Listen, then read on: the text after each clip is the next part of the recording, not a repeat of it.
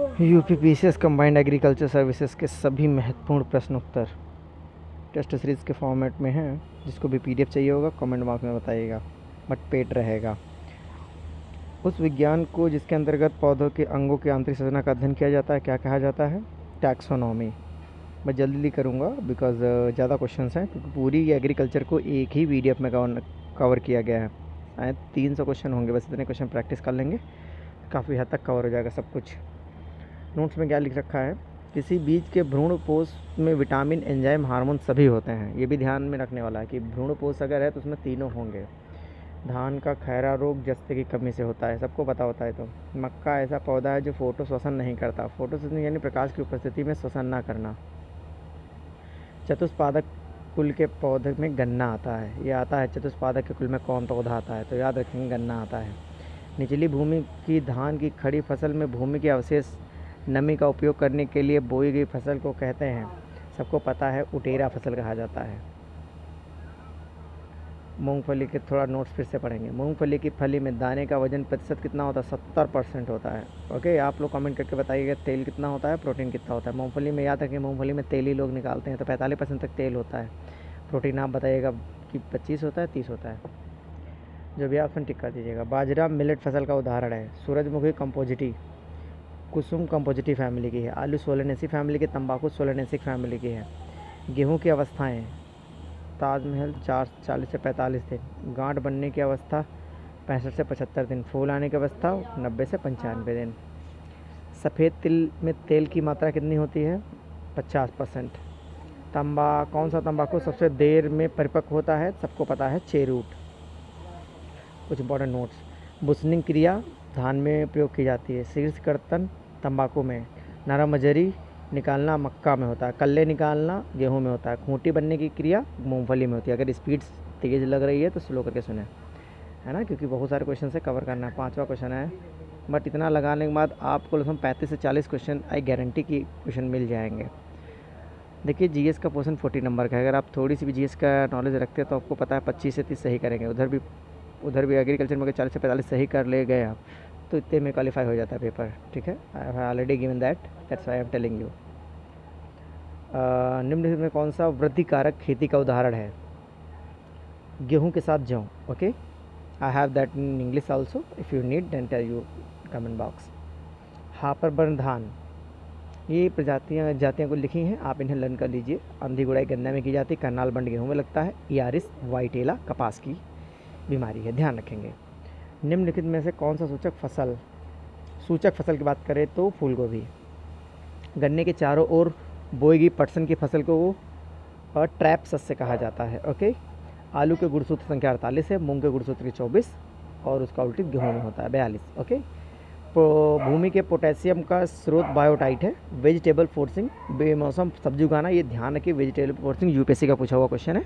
Vegetable forcing मतलब कि अब इस सीज़न में अगर आप गोभी का फूल खा रहे हैं, इसका मतलब ये क्या है? बेमौसम ही उगा रहे हैं ना, ठंडी की चीज़ गर्मी में खा रहे हैं, दैट मीन फुल्लू केमिकल, तो मामला गंभीर हो जाएगा। इसीलिए कहते हैं वेजिटेबल फोर्सिंग। जैसे हाइड्रोपोनिक्स सुना होगा आपने। हाइड्रोपोनिक्स लास्ट ईयर पेपर में पूछा गया था। न्यूट्रोपोनिक्स मतलब न्यूट्रिएंट देकर पौधे को उगा लेना, बट हाइड्रोपोनिक्स वाटर में उगाने के बाद होता है। एरोपोनिक्स होता है वायु की सहायता से उगा देना। आप सोच रहे होंगे वायु में कैसे उगाया जाता है? जितनी भी इजराइल, जापान, ये सब कंट्रीज होती हैं, इन सब बहुत फोकस करते हैं, because there is less land for the agriculture. Okay, will talk about later. बौने गेहूँ की प्रजातियों में प्रथम सिंचाई आवश्यक है। बुआई के 25 से 30 दिन के अंदर बौने गेहूँ प्रजातियाँ। ध्यान रखिए कि ऐसे क्वेश्चन होते हैं कंबाइन करके भी दे सकता है, वो मैचिंग करने के लिए ज़्यादा देगा, याद रखेंगे इस बात को। कैप्सूल फल नहीं है, सबको पता है कि धतूरा कैप्सूल थोड़ी ना है। रोगिंग किस में अप्लाई किया जाता है? फसलों में अवांछित घास को हटाना रोगिंग होता है। पैगिंग क्या होता है? मूंगफली से संबंधित है। मल्चिंग भूमि से नमी के वाष्पोत्सर्जन को रोकना, बहुत इंपॉर्टेंट है मल्चिंग। पैगिंग भी अब ऐसे ही क्वेश्चन आएगा मैच करने के लिए। रोगिंग किससे संबंधित है? फसल से अवांछित घास को हटा देना। पैगिंग मूंगफली से संबंधित है। मल्चिंग भूमि से नमी वाष्पोत्सर्जन को रोकना। क्रिकेट बाल प्रजाति बहुत इंपॉर्टेंट है, एवोकैडो की है, ध्यान रखेंगे। बासमती चावल पैदा करने वाला प्रमुख राज्य सबको पता है, आंध्र प्रदेश टॉप पर रहता है। बासमती रहता था, अभी भी कह सकते हो बट नॉट। उत्तर प्रदेश के बुंदेलखंड क्षेत्र के लिए अलसी के श्रेष्ठ किस्म कौन सी है? चंबल, याद रखेंगे। खरपतवारों की वृद्धि को रोकने वाली फसल कहलाती है? Fuel crop. ओके। आलपैड का संबंध किससे है? सबको पता है, कटाई से। आलपैड याद रखेंगे, इसे ऑलपैड भी कहते हैं। आलपैड नहीं होता, ऑलपैड होता है इंग्लिश में। ठीक है। किस प्रदेश में गेहूं की सर्वाधिक क्षेत्र है? तो किस प्रदेश में गेहूं का सर्वाधिक क्षेत्र है? तो हर किसी को पता, ये ऑप्शन गलत टिक हो गया है। आप बताइएगा इसका, क्योंकि हर बड़ी जानता है कि उत्तर प्रदेश का नाम आना चाहिए था, कि कहाँ से क्लिक कर दिया किसी ने। आप यूपी में कुछ अफसल बातें हैं, वो ध्यान रखना। उत्तर प्रदेश से कृषि आंकड़ों से पता चलता है कि देश के कुल उत्पादन में यूपी का हिस्सेदारी कितना है? 16.83%। पॉपुलेशन भी 16 पॉइंट करके कुछ है, याद कर लीजिएगा। कृषि आंकड़ों के अनुसार उत्तर प्रदेश की अर्थव्यवस्था की प्राथमिक क्षेत्र में 24%, अर्थव्यवस्था के द्वितीय क्षेत्र में 27% और अर्थव्यवस्था के तृतीय क्षेत्र में 49%। प्राथमिक क्षेत्र में खेती आती है, सबको पता है। पृथ्वी से जो भी मिलेगा आपको वो सब प्राथमिक क्षेत्र में आता है। पृथ्वी से ले जाकर मशीन तक पहुंचा देना प्रसंस्करण के लिए, तो वो द्वितीय क्षेत्र होता है। ट्रांसपोर्ट सेकेंडरी में आ जाता है। मान लो आपने आलू उगाया, प्राइमरी सेक्टर। आलू को चिप्स में कन्वर्ट कर दिया गया, सेकेंडरी हो गया। क्योंकि प्रसंस्करण, टमाटर का प्रसंस्करण होता है जब, प्रसंस्करण समझते नहीं समझते हैं, प्रोसेस होना किसी चीज़ का। प्रोसेस होने के बाद टमाटर जो है वो सॉस में कन्वर्ट हो जाता है, तो ये प्रोसेस हो जाता है। ये होती है सेकेंडरी प्रोसेस। मशीनीकरण लग गया और सेकेंड वाला आ जाता है, यानी द्वितीय क्षेत्र आ जाता है। और तृतीय में सारी सेवाएँ आती हैं। ठीक है, ये मैंने क्या कर दिया। उत्तर प्रदेश के पास कृषि भूमि 0.76 पता नहीं क्या है, इस चेक कर लीजिएगा। उत्तर प्रदेश के पास कृषि भूमि कितनी है? 0.76 करके कुछ है। अरे ऑप्शन टिक करना याद रखिए इसको, लाख करोड़ होगा कुछ। वर्ष 2017-18 के उत्तर प्रदेश में 28,236,000 टन के साथ सब्जियों का सबसे बड़ा उत्पादक बन गया है। देख रहे हैं आप। कृषि आंकड़ों के अनुसार कुल खाद्यान्न उत्पादन 49,144,000 टन है। यह देश के कुल अनाज प्रतिशत का 17.83 के बराबर है। उत्तर प्रदेश के कृषि का मुख्य उत्पादन चावल, मक्का, चना, मसूर, गेहूं, बाजरा और मटर है। दालों का उत्पादन 1975,000 टन के बराबर हुआ है। उत्तर प्रदेश की कृषि मुख्य रूप से गन्ना, दाल, गेहूं, जौ और आलू के उत्पादन के लिए जानी जाती है। आम के मुख्य उत्पादक शहर में उत्तर प्रदेश राज्य में है। आपको इलाहाबाद और प्रतापगढ़ से सबसे अधिक मात्रा में आंवला मिलेगा। उत्तर प्रदेश की मिट्टी में लीची का उत्पादन सबसे अधिक होता है, कीप इन माइंड। गेहूं में अनावृत कंडुआ लगता है, विटावैक्स लगाइए आप उसमें। मटर में चूर्णील आसिता रोग होता है, सल्फेक्स लगाइए उसमें। सब्जियों में आर्द्रपतन होता है, मृदा का सौर ऊर्जीकरण करिए उसका। धान में खैरा लगता है, जिंक सल्फेट डाल दीजिए। जिसे ही जस्ता लिख सकता है टीचर। सब्जियों में आर्द्रपतन होने पर क्या लगाते हैं? मृदा का सौर ऊर्जीकरण करते हैं। ओके, ठीक है। मटर का चूर्ण आसिता, सल्फेक्स। गेहूं में अनावृत कंडुआ, विटावैक्स। अगर आप संतरे के शौकीन हो तो आपको यह भी पता चलेगा कि सहारनपुर जिले में संतरे का उत्पादन सर्वाधिक होता है। चलिए ठीक है, ये मजाक था, लेकिन फिर भी याद रखिएगा क्योंकि पेपर में मजाक ही आता है। मेरठ का गन्ना सबसे अच्छा माना जाता है। गन्ना तो जानते हो उत्तर प्रदेश में बहुत ज़्यादा होता है, लेकिन सबसे अच्छा मेरठ का है, उत्तर प्रदेश के ज़िले का। सरसों की मिश्रित खेती होती है। अब आपको पता है सूरजमुखी के साथ किया जाता है, लेकिन हम लोग तो नहीं करते। चलिए, हमें तो याद करना है, याद कर लेंगे। निम्नलिखित में किस फसल का मध्य प्रदेश में सर्वाधिक क्षेत्रफल है? मक्का का। निम्नलिखित में कौन सी प्रजाति गेहूं की नहीं है? सुजाता। बाकी याद रखिएगा। सामान्यतः चारे के लिए उगाई जाने वाली जई में कटाई करनी चाहिए 4 दिन। सूरजमुखी का पौधा वर्ष में किस समय भी उगाया जा सकता है? किसी समय भी उगाया जा सकता है, क्योंकि यह एक दीप्त उदासीन पौधा है। डे न्यूट्रल प्लांट होते हैं, डे प्लांट होते हैं। चलिए याद करिएगा, सूरजमुखी प्रकाश की कोई खास जरूरत नहीं, मतलब कि डे न्यूट्रल का मतलब होता है प्रकाश की ज़्यादा ज़रूरत नहीं है उसको। बुआई की गन्ना की कुछ हो सकती है गलतियाँ हो जाए, वो छोड़ दिया क्योंकि मैं केमिस्ट्री का स्टूडेंट, मेरे पास पीडीएफ है तो मैं पढ़ा रहा हूँ उसको, बनाया किसी और ने। बुआई की गन्ना की तुलना में पीढ़ी गन्ने में नाइट्रोजन की आवश्यकता होती है? बिल्कुल नहीं होती है। कुफरी चंद्रमुखी है, तो सबको पता है कि बहुत बढ़िया कपास की प्रजाति है, थोड़ी सी जानकारी है उनको भी। कैल्सीफेरॉल, अब सबको पता है विटामिन डी है। ए ऑप्शन दिखा दिया, विटामिन कौन कैल्सीफेरॉल है? ये देखो यार, ये डी ऑप्शन सही इसका यार। ये क्या लगा रखा है? विटामिन ए लगा रखा है। अरहर की संकर प्रजाति है ICPL 151। घबराइएगा मत, एक ही क्वेश्चन गलत होंगे।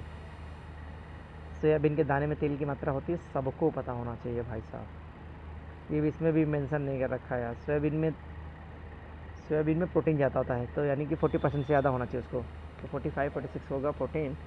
30% के बाद आयल हो सकता है, लेकिन ऑप्शन 20 ही ज़्यादा मुझे लगता है करेक्ट है। लेकिन ठीक, वो तो आप पढ़े भी होंगे, इतना ज़्यादा तो पढ़े एग्रीकल्चर का पेपर देने जाना तो कुछ जानते का भी तो होगी ही आपको। मूंगफली की गुच्छेदार प्रजाति है 28। अमेरिकन कपास की बीज दर है 12 किलोग्राम। मसूर की देर से बुआई के लिए उपयुक्त प्रजाति है L4076।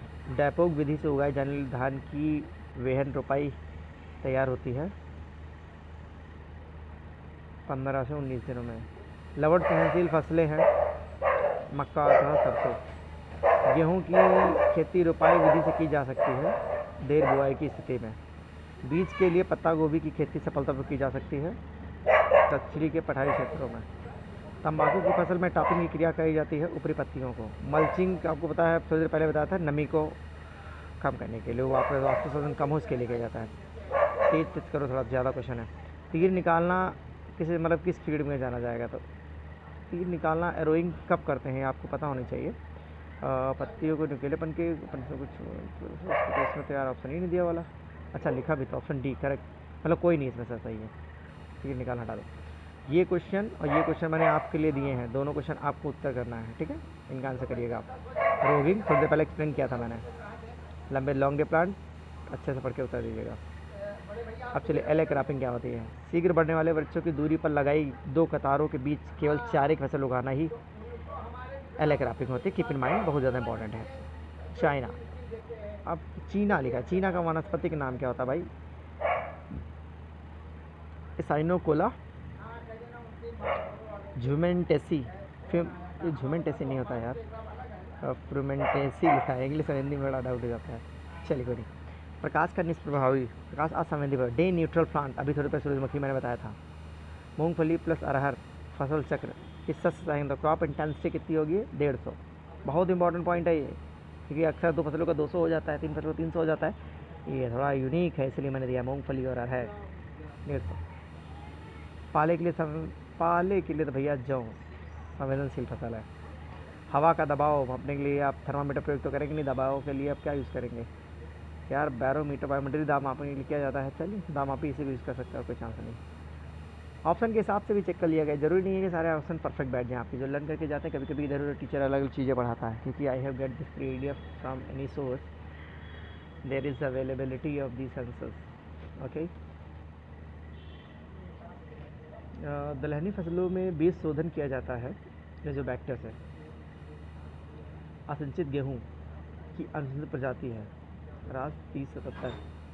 सूरजमुखी के तेल में कसैलेपन का कारण है अस्ट्रीकरण, अल्कोहल को एसिड से मिला अस्ट्रीकरण हो जाता है, ठीक है।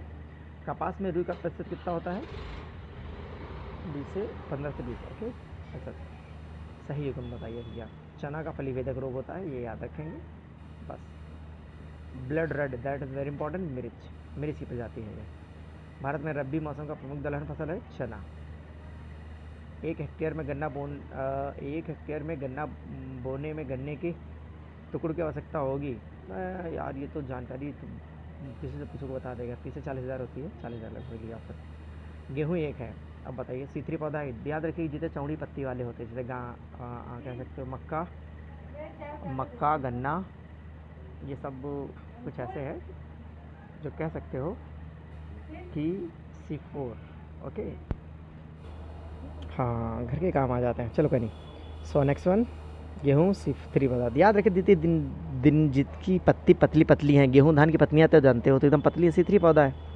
C3 पौधे बाकी जानकारी दूंगा, टाइम ज़्यादा हो जाएगा, ठीक है। C4 मतलब बहुत चौड़ा पत्ता, क्रैंज टाइप एनाटमी। ओके, धान में होते हैं, क्या होते हैं 3 पोंगेंसर होते हैं। बहुत अच्छी बात बता दी हमने। भारत में सर्वाधिक शाकनाशी का प्रयोग होता है, सबको पता है। गेहूँ में सबसे ज़्यादा पैदा किया जाता है। गेहूँ के आटा रोटी खाते तुम लोग हैं, कितना सारा खाते भी थे हम लोग। एक बात बताएं जानकारी वाली, जिस व्यक्ति को अपने खेत में आलू बहुत बड़ी बड़ी उगानी हो ना, तो बस आलू बोने के 2 दिन पहले 3 दिन पहले बस ब्लैक काऊ का यूरिन लेकर उस मेड़ पे डाल दे जहाँ आलू लगानी है। फिर देखिएगा आपकी एक आलू छोटी हो जाए तो कमेंट में करके बता दीजिएगा आलू बोने का समय आ रहा है। बताऊंगा मैंने कैसे, मैंने एक पूरी किताब लिखी है ऑर्गेनिक फर्टिलाइज़र पर, ठीक है। That's going to be publish. Channel को थोड़ा लाइक कर दो, थोड़ा सब्सक्राइब कर दो, थोड़ा शेयर कर दो। अपने अचीवमेंट्स के बाद में बताऊंगा कि मैंने कौन सी बुक लिखी, कैसे बुक लिखी है। सो अभी तो टाइम हमारा है कि पेपर है तुम लोग का, तो मैं चीज़ें बता दूँ। I have wrote and complete book on organic fertiliser because आपको पता ही है कि आने वाला फ्यूचर ऑर्गेनिक फर्टिलाइज़र पे ही डिपेंड है। लोग समझते नहीं हैं, ऑर्गेनिक फूड की डिमांड बढ़ेगी।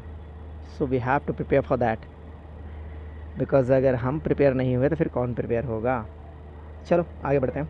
जड़ दबाव, जड़ दबाव की बात करें अगर हम मैनोमीटर से माप लेते हैं। ओके, इनमें कौन सा जोड़ा आपस में मेल खाता है। ओके, मैंगो, चलिए याद रखिएगा। फास्फोरस पौधे, फास्फोरस बड़ी बढ़िया चीज़ है, पौधे में रुकी रहती है लंबे समय तक, फास्फोरस क्लोराइड के रूप में। चलो, कौन सा जोड़ा असंगत है। यार जोड़ा असंगत है, ये तो क्वेश्चन ही गलत है यार। Leave it. 1 हेक्टेयर में गन्ने की बुआई करने के लिए खुम्बो आइसबर्ड्स टुकड़ों की उपयोग संख्या भी थोड़ी बता रहा मैं। देखो आगे ना 35-40,000 ऑप्शन ही मेंस कर दिया, ये डी ऑप्शन सही है इसका। गेहूँ में हरित क्रांति पर आधारित फ्री है। NPK उर्वरक का अधिक प्रयोग। NPK नाइट्रोजन पोटेशियम और नाइट्रोजन फास्फोरस और पोटेशियम। सूरजमुखी के तेल पर, अच्छा आप बता सकते हो सूरजमुखी का जो तेल होता है इसमें असंतृप्त एसिड्स होते हैं। असंतृप्त तो संतृप्त समझते होंगे, याद रखिए सूरजमुखी असंतृप्त। ओके, उसमें एक होता है लिनोलिनिक एसिड होता है, याद रखिएगा पेपर में आता है।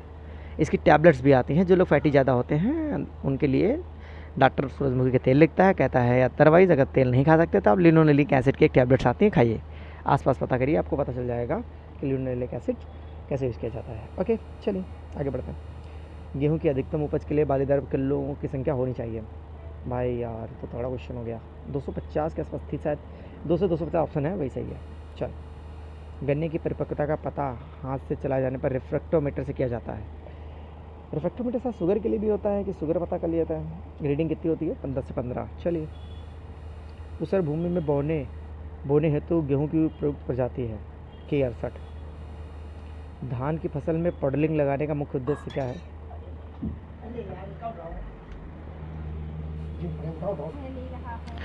ठीक है आगे चलते हैं। गेहूँ में हरित क्रांति का आधारित श्रेय। अच्छा, हरित क्रांति का बेसिक फादर किसे कहा जाता है मुख्यतः, तो आपको तो पता ही है, नॉर्मन बोरलॉग, भारतीय, MS स्वामीनाथन। ज़रा MS स्वामीनाथन का पूरा नाम कमेंट बॉक्स में लिखेंगे क्या, नहीं पता होगा। टीचर का पूरा नाम दे दिया ना तो हिल जाते हैं अच्छे बच्चे, आप देखेंगे दे पाएंगे। सूरजमुखी तेल एक अच्छी गुणवत्ता के तेल है क्योंकि इसमें पाई जाती है, क्या पाई जाती है भाई, ये कैसे मार्क कर रखा है भाई। ऑप्शन इसमें फिर से गलत है। संतृप्त वसीय अम्ल की अधिकतम मात्रा नहीं, असंतृप्त वसीय अम्ल की मात्रा अधिक होती है। ठीक है, ये आंसर गलत है। चलिए सही कर लीजिएगा आप लोग, और ये मत सोचिएगा कि ये भाई साहब आपने गलत बता दिया, कई क्वेश्चन ऑप्शन गलत हो सकते हैं। नो, चांस नहीं है। आपने देखा ही होगा कि आंसर याद है हमें, लेकिन फिर भी जब गलत है तो गलत पकड़ लेता हूँ। गेहूं की अधिकतम उपज के लिए बालीदार कल्लों की संख्या कितनी होनी चाहिए। 20, 200 से 250, सही है। गन्ने की प्रयोगिता का पता हाथ से चलाए जाने वाले रिफ्रैक्टोमीटर से किया जा सकता है। जब इस यंत्र की रीडिंग की तो 10 से 15 पहले बता रखा हूँ मैंने तो। ऊसर भूमि में बोने होते गेहूँ की, अरे सर मैंने बता रखा है। धान की फसल में पडलिंग भाई साहब जान लो, बहुत इंपॉर्टेंट क्वेश्चन है, कीड़े मकोड़े को समाप्त करना है। क्षारीय भूमि में रोपाई है तो धान की उपयुक्त उम्र क्या है भाई साहब। 30 से 35 दिन का क्वेश्चन पेपर में पूछा जाने प्रबल क्षमता है इस बार, क्योंकि धान का मामला चल रहा है। निम्न में कौन सा युग्म असंगत है। सरसों अल्टरनेरिया झुलसा, ये नहीं होता सरसों में। उर्द स्ट्रेलिटी मोजैक, सोयाबीन पीला मोजैक, मूंगफली कड़ी सड़न। आलू का प्रवर्धन प्रोपोगेशन, माइक्रो ट्यूबर्स। आलू में कंद बनने की उचित तापक्रम कितना होना चाहिए, 12 से 14 डिग्री। 1 वर्षीय फसल चक्र है, फूल गोभी चुकंदर बैंगन। पीली सरसों की प्रजाति है U27। सरसों के बीज की प्रति हेक्टेयर दर कितनी है, 4 से 5 किलोग्राम। मूंगफली अरहर 150। मूंगफली, अच्छा मूंगफली अरहर का मामला आ गया इस बार, तो देखो इसमें बड़ा गड़बड़ दे दिया है। 200 है, ठीक है, दोनों का लिया जाएगा। ऊसर मृदा की प्रति सहनशील फसलें तिल है, ऊसर मृदा याद रखेंगे आप। पूसा क्रांति तो बढ़िया है, फेमस टमाटर की है। मिश्रित खेती उसे कहा जाता है, ये आपको पता है, आप पढ़ लीजिएगा। निम्न में कौन सा पोषक तत्व आवश्यक तो नहीं लेकिन कुछ फसलों के लिए उपयोगी है, तो आपको बताया बोरान। देश में गेहूं के प्रति हेक्टेयर सबसे अधिक उत्पादन होता है मध्य प्रदेश में। पादप वृद्धि के लिए अनिवार्य पोषक तत्वों की संख्या कितनी है? हल्के में सारे क्वेश्चन मत लीजिएगा, बहुत सोच समझ के बनाएगा, क्योंकि हर अक्सर हम चीज़ों को जो हल्का समझ लेते हैं तो हमारे लिए भारी पड़ जाता है। तो डी ऑप्शन करेक्ट है, ध्यान रखेंगे। उत्तर प्रदेश के मैदानी भाग में सोयाबीन की बुआई का उचित समय क्या है? 10 जुलाई से 20 जुलाई, सबको पता है। तो पैराडोविक किस फसल की प्रजाति है? सबको पता है, ये तो सूरजमुखी का है पैराडोविक। अरहर की फसल में फूल आने की अवस्था पर सिंचाई कर दी जाए तो क्या होगा? अरे गजब, कोई भी प्रतिकूल अनुकूल असर नहीं पड़ेगा। अरहर जानते हो खड़ी रहती है अपने भौकाल से। PSB 71 किस फसल की प्रजाति है? तो ये है हाइब्रिड धान की। मक्का का फसल 60 किलोग्राम प्रति फास्फोरस देने के लिए कितने सिंगल फ्लोर फास्फोरस की आवश्यकता होती है? 100 किलोग्राम, सबको पता है। धान की कटाई का उचित समय होता है बाली निकालने के 30 से 35 दिन के बाद। धीमे करके आप लोग देखिएगा, क्योंकि समय ज़्यादा ले लेंगे तो आप लोग कहोगे अरे यार ये तो आदमी 100 क्वेश्चन कराने में 200 घंटा ले रहा है, इसलिए जल्दी करा रहा हूँ। स्लो मिला के देखिए आराम से। मूंग के बाद धान की रोपित फसल में नाइट्रोजन की कितनी मात्रा बचाई जा सकती है? 30 से 40 किलोग्राम। मक्का, आलू, गन्ना, सूरजमुखी की चक्र गहनता होती है 150। कौन सी सूखा अवरोधी फसल है? सी, चना। किसी फसल द्वारा आवश्यक पानी की कुल गहराई कहलाती है? ये तो हो गया। किसी फसल के द्वारा आवश्यक पानी की कुल गहराई कहलाती है? देख लेगा, ड्यूटी है जलमान। तुरिया गेहूं फसल चक्र में तुरिया की बुआई करनी चाहिए सितंबर से दूसरे पखवाड़े में। अरहर गेहूं शस्य क्रम के लिए अरहर की प्रजाति उपयुक्त है? बहार। सारे नए क्वेश्चन लिखेंगे, आपको ऐसा नहीं लगेगा कि कहीं से एकदम कॉपीराइट हुआ है। धान की अच्छी पैदावार के लिए बालीदार कल्लों की ऊंची संख्या होनी चाहिए? बी, 250। अरहर सोयाबीन सह फसली सफलतापूर्वक खरपतवार नियंत्रण के लिए तृणनाशक, देखो दाल के लिए हमको लगता है, अरे यार ये तो फिर से फंसा लिया। दाल के लिए पेंडीमेथिलीन यूज़ किया जाता है शायद, कोई भी दाल हो पेंडीमेथिलीन यूज़ करो आप। लेकिन ये 2,4-D डाल दिया है यार। 2,4-D तो चौड़ी गेहूँ की चौड़ी पत्ती वाला रोग होता है, जब तब होता है। यही बोल रहा हूँ मैं, सही है वो। आइसोप्रोटान के लिए अब सल्फा यूरान यूज़ करने लगे। तुमको पता है कि गेहूँ में पहले मामा रोग लगता था, फैलेस माइनस जिसे कहते हैं, तो उसको हटाने के लिए हम लोग आइसोप्रोटान पहले यूज़ करते थे, उसकी जगह आप सल्फा यूरान यूज़ करते हैं। 75% होता है सल्फा यूरान। Okay, I have also written something about this in my book. चलो कोई नहीं, तो पेंडीमेथिलीन आंसर होगा, ये ऑप्शन हमको लगता है गलत है। 1 किलोग्राम नाइट्रोजन में तुल्यांक इक्विवेलेंट है, इसका ऑप्शन आंसर आप चेक करिएगा। भारतवर्ष में उर्वरक NPK का औसत उपयोग कितना है? 148 किलोग्राम। क्रांति प्रजाति है मूंगफली की। थीरम का प्रयोग किया जाता है कीटनाशक के रूप में। हाँ, LER, यार ये क्वेश्चन पूछा जाता है, LER की आवश्यकता होती है एकल फसल प्रणाली में। चलो ठीक है, मॉडर्न है। केंद्रीय शुष्क अनुसंधान, शुष्क मामला चल जाए तो समझ जाओ कहाँ पर होना है। केंद्रीय शुष्क कृषि अनुसंधान संघ क्रीड़ा की स्थापना नई दिल्ली, नई दिल्ली। ठीक। शरतकालीन गन्ने की बुआई की उचित समय? नवंबर। 100 क्वेश्चन मैंने करा दिए हैं। अब आप लोग बताइएगा अगर आगे किसी अच्छी आपको करनी है तो मुझे कमेंट बॉक्स बताइएगा। अगर किसी को ये PDF परचेस करना है तो मात्र 49 रुपये का PDF मिलेगा आपको। इसमें अभी भी नीचे जब जाएंगे हम बहुत सारा स्क्रॉल करेंगे तो बहुत सारे रिटन नोट्स भी दे रखा है मैंने बिफोर एग्ज़ाम। अगर इसको रीड करके चले जाएंगे तो ये गारंटी करता हूँ 40 से 45 क्वेश्चन एग्रीकल्चर के आपको सीधे सीधे मिल जाएंगे। आपत्ति कहीं नहीं जाएगा, वीडियो कहीं कमेंट, आपको कमेंट बॉक्स में बताने का मौका भी मिलेगा, चेकआउट कर सकते हैं, है ना। तो अब आगे पढ़िएगा आप लोग, मिलेंगे हम लोग नेक्स्ट वीडियो में। तब तक के लिए टाटा बाय बाय।